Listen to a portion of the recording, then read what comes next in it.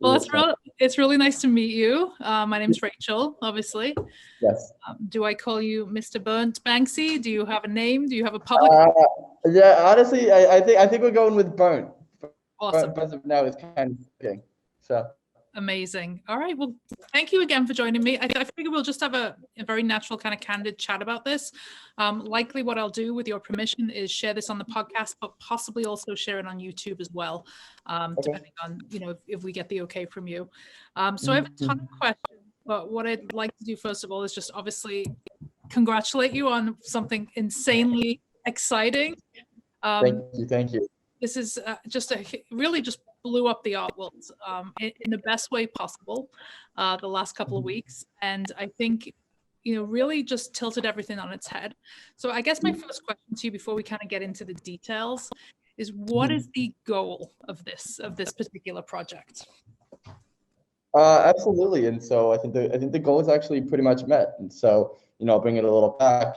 The main reason why this was started was I was explaining to people essentially, I would talk to people about buying NFTs essentially, and they would say, well, if it's not in my living room or my bedroom and I can't see it, and I can't see the brush strokes on it, and I can't show people, why am I spending this money, if no one can see it? They're like, I don't think it has any value. So I'm like, okay, fine. I could explain this to you in so many ways, but I'd rather just show you and do something like that. So, what we wanted to do is we wanted to take a painting or anything that really had, and there was a lot of other logic that went behind the exact painting that we can go into later. But we wanted to take something that had, physical value and deemed physical value via, say, a Sotheby's auction that was sold in a gallery. And we wanted to take something like that, especially something that was well known, and we wanted to digitalize it, transfer it to the digital world, and then destroy the physical, and then just kind of essentially see, does the value still hold? And yeah. So for a little context for anybody who's listening, so the piece was originally purchased. It was a Banksy original titled Morons, which is a whole story behind that. But it was purchased from a New York City gallery for a little short of $100,000 US, I believe, and sold as an NFT, which we'll break down for those who are very new to this technology in a second. But sold for 228.69 Ethereum. Which I think was $380,000. Something, yeah, at the time, yeah. So you could say it was very successful.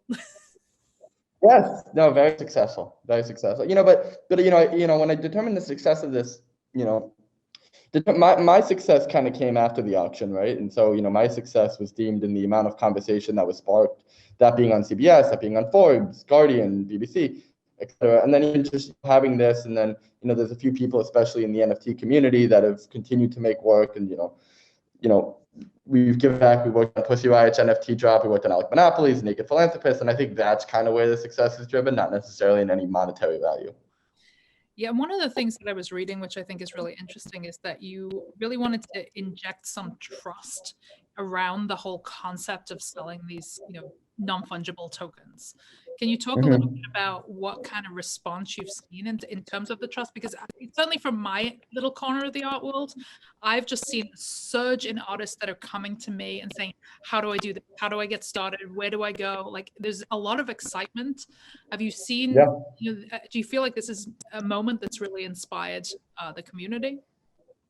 Absolutely. I've a lot of people have been reaching out to me, and we've been trying to accommodate as many people as we can, and essentially just trying to push other artists to do it, right? And so, for the advice of where do I start, the NFT Bible by OpenSea does a great job of explaining it. The first half is very good, and the second half is very technical. So, really gives you a fully in-depth view of what's going on in the industry and how to break in. And for the people looking to break in, I would say follow the artists. Not necessarily say like the auction houses or something. Follow the artists, and wherever the artists go, like their work, like their story, invest in their story. And I think that's kind of my MO. One of the things that's really inspired me, because I don't know how much you know about my story, but I am very much anti-gallery establishment. My entire company has been founded on the fact that I believe that art should be for everybody, it should be accessible for everybody, and everybody deserves a seat at the table. One of the most interesting things I ever heard from somebody in the art world, like a bigwig in the art world, was that the art world is one of the most unethical industries in the world. And I found that to be incredibly true. But what I've seen from my brief time kind of on Clubhouse and, you know, reading information about artists that are actually really making some significant money with this is that there's a lot of giving back. There's a lot of philanthropy. There's a lot of artists that are making those big sales and then going straight to other artists to buy their work. Why do you think that is? I mean, I think when one of us succeeds, we all kind of succeed, and I think we don't all succeed unless the NFT community or the NFT word is kind of interchangeable with the word art, right? So we don't have to have this conversation of, you know, when we talk about Beeple and we talk about Mona Lisa, you know, we're not talking about two things, in my opinion. We're talking about art, and so I think as a community, you know, it's so much better to just see us all grow rather than one person succeed. I agree. I think ships all rise together for sure. I think one of the obvious questions that certainly something that I'm fielding from artists is, you know, is this something that is just market hype, you know, or is this truly a revolution? Is this something that there's a bunch of hype and a bunch of people and big names getting the attention, or do you really think that those early adopters who are jumping in are going to have some longevity in this space? Yeah, absolutely. I think, I mean, I think this is a personal opinion, but I think the ethos of the narrative of the market, because a lot of people hold the sentiment that, you know, oh, I'm gonna buy this. I think that narration is rather unhealthy, but I think you're always gonna have short-term volatility and a long-term growth, and so I think, you know, a lot of people are seeing this for what it is, and that being art, and just a completely new medium of expression. And I think with it comes this whole new wave of collectors, right? Which is really exciting. Of course. And, you know, NFT doesn't have to just stop at art. I mean, your music, you can have a lot. Food, we were talking to Jennifer English, a James Beard award-winning chef who wants to make NFTs. So, I mean, the community is growing, and they're growing so rapidly, and the technology underlying is just so incorporative of everything. So let's talk about the specific piece. So as somebody who's followed Banksy for about 3 decades, Banksy, I'm from Liverpool, and Banksy did some original pieces in Liverpool right in the early 90s. I've been following his work for several years. And when I saw this, I thought, this is Banksy. This has Banksy all over it. You know, the idea. Well, the parallels between, you know, what he did at Sotheby's with the girl with the balloon piece, the fact that he burnt it, I'm like, you know, this sounds incredibly like Banksy. Have you been hearing that from a lot of people? I have, and I do have to assure everyone that I am not Banksy. I promise you, I'm not Banksy. Well, first of all, you know, a lot of what I do. Banksy.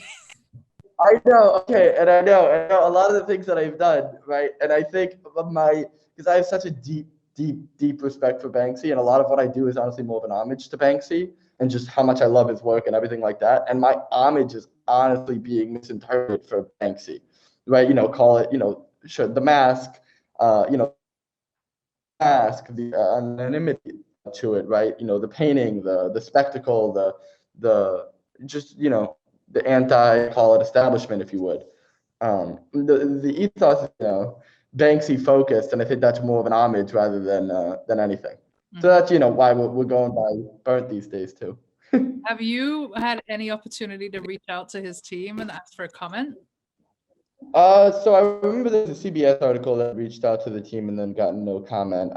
Physically, I don't have any contact with the team, albeit I say this almost in every clubhouse that I'm in, that I would honestly love more than anything to talk to Banksy. Just, you know, if he agrees, if he disagrees, if he likes it, you know, because a lot of what I did, like even in the piece itself to go into it, you know, I can't believe you morons actually buy this shit, you know, kind of jab at the traditional art world. Still, like, you know, there were so many parallels, and that was one of the reasons why we chose the piece, because of the parallel that struck to the NFT community and similar message that we were kind of showing.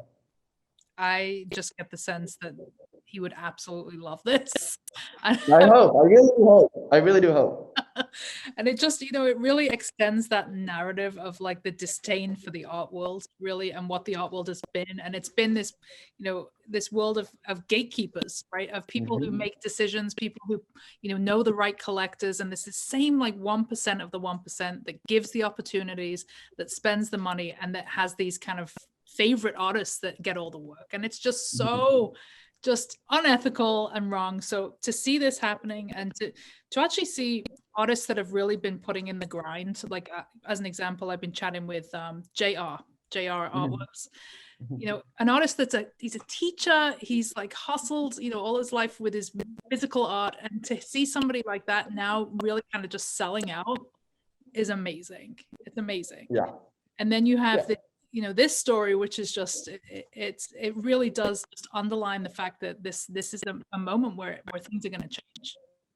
Yeah, absolutely. And I think, you know, I think we do still have a long ways to go, but, you know, we're looking at a Sotheby's dominated market. And I say that just, I mean, there are many auction houses, but you really look at Sotheby's, Christie's, Phillips dominated auction market, where 15 to 25% go to the buyer's fees.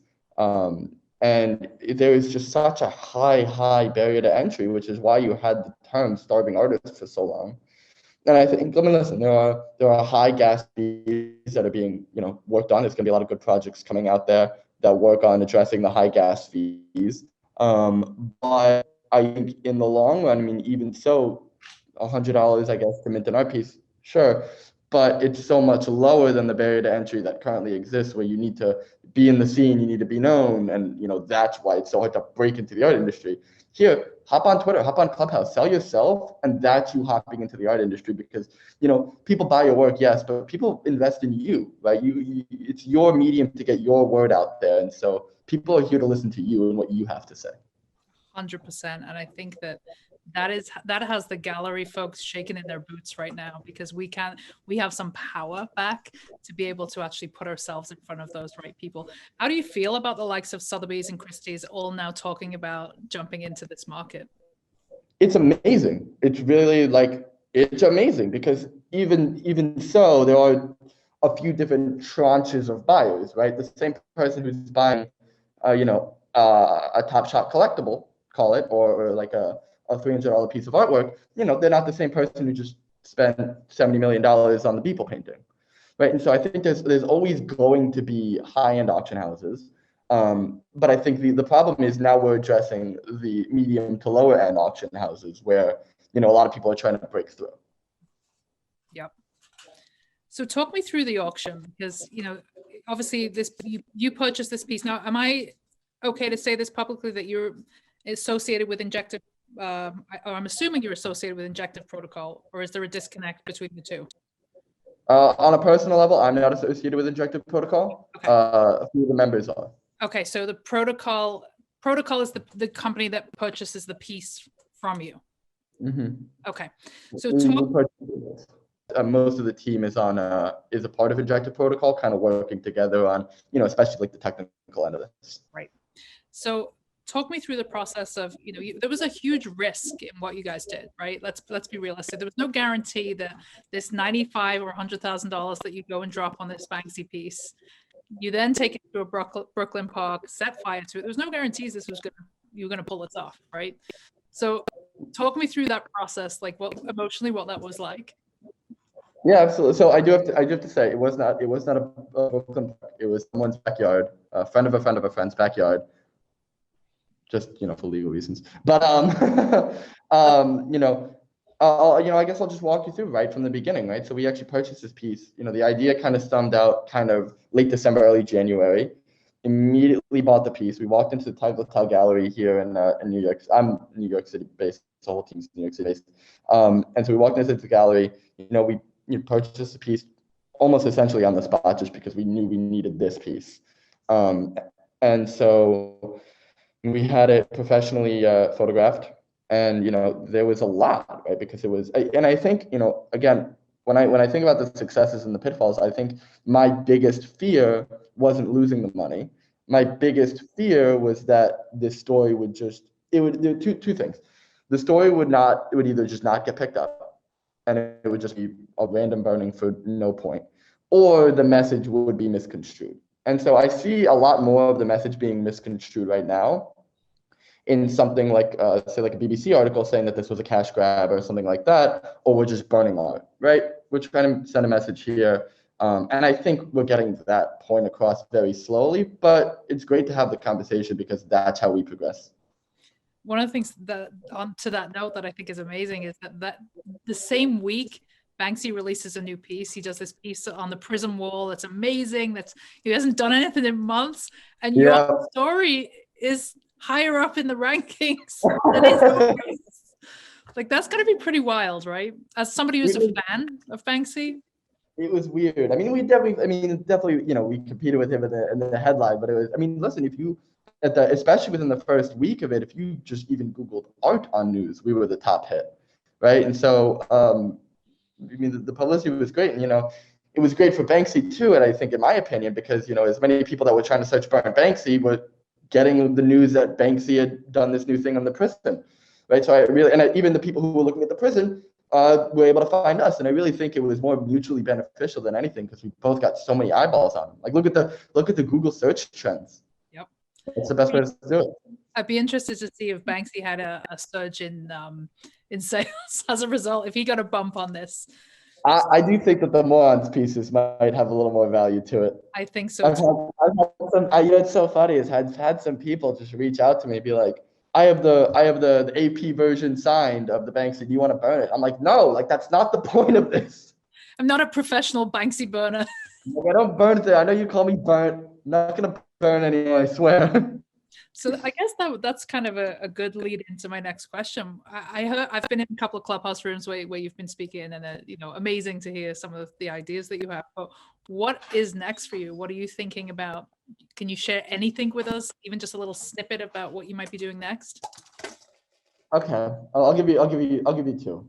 Number one, and I think I've kind of alluded to this before, but it's really, really annoying me that a lot of these traditional art galleries are still not calling this art.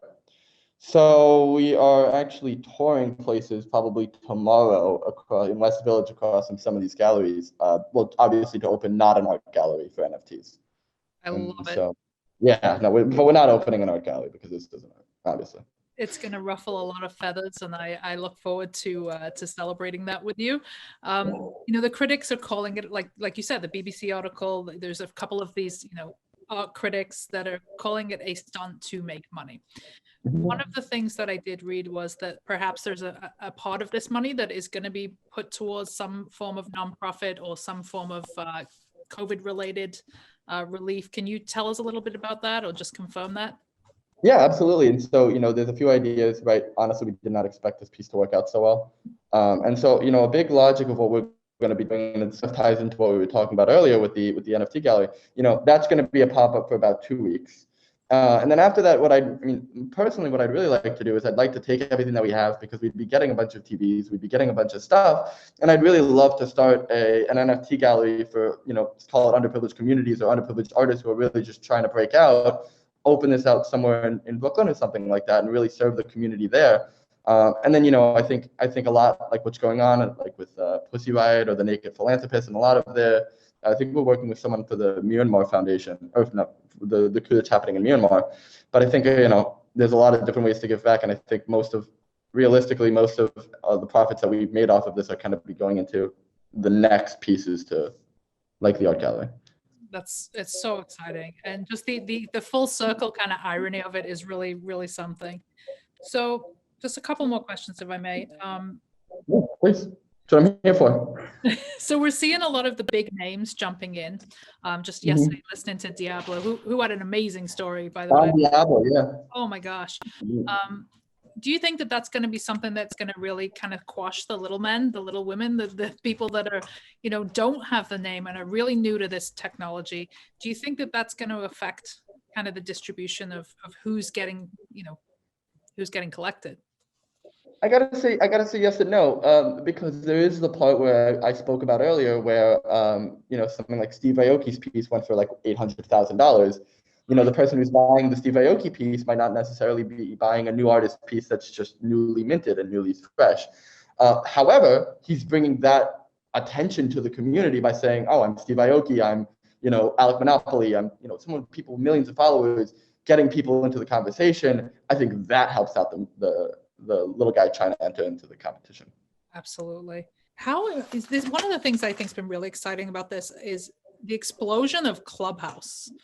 I mean, it seems to be that's kind of like the offshoot of the NFT community. That's like where all these really important conversations are happening. Mm-hmm. First of all, why do you think that is? And secondly, where do you think that goes? What's the natural next step for that? Do you think there'll be kind of an integration between the community and the actual selling of the artwork? Well, absolutely. I mean, just to give a little example and answer that second question first, when we did the Clubhouse for Pussy Riot, I believe it was Amir who came in, and he was the person who had ended up purchasing Pussy Riot's piece was part of our Clubhouse community. And so really you have a lot of people like Nifty Whale, and you have a lot of people in the Clubhouses who are doing a lot of the purchasing. I know Blau just bought a piece from one of my friends, Alexander. But, and we're bringing a lot of people together on Clubhouse. And I think Clubhouse is so great just because there's so much information at one time. And it's so easy to just ask a question and then get people who like Steve Aoki, Blau, real like artists, collectors, so many different perspectives to answer that question for you. So you don't have to spend hours on Twitter finagling. I'm amazed at how forthcoming people are with information on Clubhouse. Like, it is a treasure trove of people with an understanding of this technology and just the entire space. And not only the understanding, but the willingness to give that information over freely. Yeah, no, listen, both rise together, to your point earlier. It's funny because you mentioned Amir. I connected with him and found out he actually lives in my hometown. He lives in Liverpool. So talk about a small world. It's a small world, but I see he's been an incredible supporter of everybody I see. Incredible, really incredible. So, a lot of my listeners, a lot of my community are artists who are looking to, get their work seen and sold, have not gone the conventional route, have kind of been rejected by the galleries and institutions. What would be your best advice to them and how they can really just, jump into this arena? Market yourself, right? Start with yourself, and then the pieces will absolutely follow. I'm sorry I keep using the example of Pussy Riot, but honestly, I think they're really one of the best examples of Clubhouse because they reached out to me. I think they had like 30 followers on Clubhouse or something. Like, can you help us do this? I'm like, absolutely. Like, you guys need to get on Clubhouse. This is what you need to do. Like, you need to do this. Get a room set up. And we ended up raising $200,000 for that. And now I see them on Clubhouse more than me.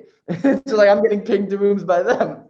And it's just great because, you start there, you start with your market, you start with the people who are listening, because that's the thing is you're going to a gallery who's not going to listen to you. They have closed ears, and you have to essentially prove yourself. Or you can come to Clubhouse or something like that, where you have so many open people who are already open to listen to you and they want to hear from you. Yeah. How does one who might be a novice with Clubhouse come in and get, some of these rooms have like tens of thousands of people in. How does somebody who's, new to this, how do they get noticed? How do they get themselves on that stage? How do they have those important conversations? Absolutely. And, I think the key is start small. I hadn't downloaded Clubhouse up until the burning, right? Which is I had never used it. I did not understand what was going on. I had one friend who would come, the person's house we were at, like a friend of a friend of a friend of his had come by because he heard some NFT thing was going on. And he's like, you should join my Clubhouse. I'm like, I don't really know about it. And, invited, blah, blah, blah, signed on. And then, that day it was just like, I felt a community. It was called NFT Tips. I highly recommend everyone check them out, NFT Tips. And, they've been a welcoming community. And then from there, I met my, people that I would genuinely call friends, like someone named Dial, who did the song Jordan Belfort a while ago, Alexander, whose piece just got bought by Blau. And, 2 weeks ago, these guys we were all really small. And then we kind of, Dial did a drop, Alexander bought his drop, a lot of people have been doing their drops, and we've been all completely growing together when it comes to this. And I think that's where you start, kind of find your niche, find the people around you, and grow together. How important do you think that offline, kind of not so much offline, but off of kind of OpenSea, off of Clubhouse, how important do you think the marketing is on the likes of, say, Twitter and Instagram in support of what you're doing on those selling platforms?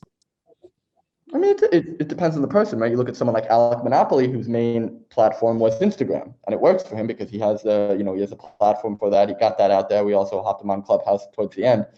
And there's no right answer, right? If there was a right answer, I think everyone would do it. You just got to do what works for you and, take it from there.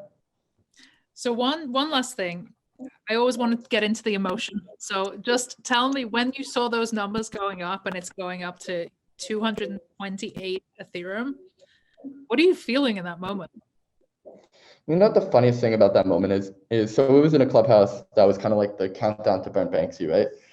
And I love like I very much so welcome critics because I love the conversation, right? I like this is what I thrive to do is I thrive to have this conversation. So really that last 2 hours was just me getting critics. And I just remember so vividly that there was this one girl who was, a very prominent artist, and we were having this conversation, and we're like, there's like 2 minutes left on the clock, and I'm looking at these numbers. It was like 380,000. Yeah, $380,000 closing 2 minutes later, and I'm getting screamed at in one ear, and my team is like, oh my God, this is happening in the other ear, and it was just such a convoluted sense of emotion of like, okay, guys, like this is happening, and it was like, and the most important part of that was a lot of, I was brand new, right? I was a week old before the auction ended. And, there was the very big thought, and it was very hard to not, the thought existed, it's like, well, this kid's just going to leave, right? It's like, as soon as the auction ends, he's going to leave out of the clubhouse and never come back to Twitter again. And that, that was a very big thing. And so it was very interesting because, once that bell hit, it closed. And they said, I think it was Alex said, he's like, you did it. I said, guys, we did it. And honestly, this isn't the end of anything. This is the beginning of something. Like, this is not the finish line. This is where everything starts. That's amazing. It's a great jumping off point. Just out of interest, what are the critics saying to you? When you said it was an artist who was established, I'm surprised that you're getting critique from artists in this moment. Yeah, well, I mean, there's a lot of people who see us as a group of people that just burned a very important painting or screen print, right? And so, a lot of people like were very upset. I wouldn't want my work burned. I wouldn't want, especially like if you don't know me, like we couldn't reach out to Banksy because we don't know who Banksy is to really ask him for permission. And so we, kind of didn't in that sense, but performance art, and so we performance art on that. But a lot of people were just very, very upset, like very, very upset that we had just, taken a piece of artwork and burned it. But in our idea, we weren't destroying it; we were transferring it. Mm-hmm. And it lives on ad infinitum. Exactly. So, two final things. What would you do differently, if anything? And what's been your favorite moment of these past insane 4 weeks? What would I do differently? I got a bigger lighter. I don't know if you ever saw the burning, but it was very slow. You didn't have a blowtorch? It was a lighter? Gas fees are very expensive, so it was a slow burn. That's what I've been telling everyone. No, we had like a blowtorch, but ironically enough, I guess these things aren't meant to be lit on fire. Who would have thought? And I think my favorite part about these past couple of weeks are the people who've come up to me and told me that I've inspired them, or even like the people like Pussy Riot or Alec Monopoly, the Naked Philanthropist, who we've been helping and trying to get them launches, and really seeing prominent people, especially Pussy Riot, with such a strong message, get their voices out there, and then see the community grow as a whole. I think and the friends that you meet along the way. That's amazing. Well, look, I can't thank you enough for agreeing to do this. You're the man of the moment. Everybody wants a piece of you. So I really appreciate you giving us a little window of your time. And please just tell everybody where they can go and learn more about you. Absolutely. So I think right now, check out our Twitter, just Burnt Banksy. If you're on ClubHouse, say hi. I don't bite. If you have any questions, honestly, my DMs, I do try to answer them as much as possible. So please DM me. I promise I will try to get back to you as quickly as possible. And the advice, whatever you guys need to, so totally here. Whatever you guys want to do, I'm here. So. Awesome. All right. Well, you heard it here first, folks. That is Burnt. No longer Burnt Banksy, right? Burnt. We're going as Burnt. We'll call it Burnt. We'll call it Burnt. Awesome. Thank you so much.